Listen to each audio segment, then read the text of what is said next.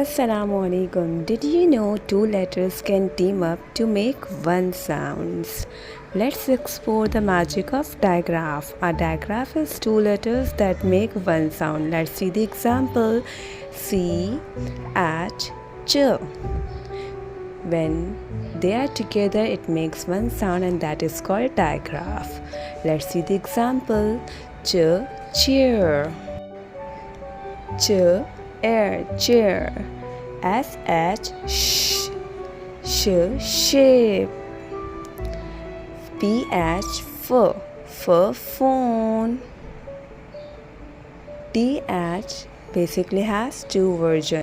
One is soft, three. Another is hard, father, th and the. Next is ai and ay. Both are having the same sound, a. Let's see the example. Train, tray. Follow for more earlier teaching tips.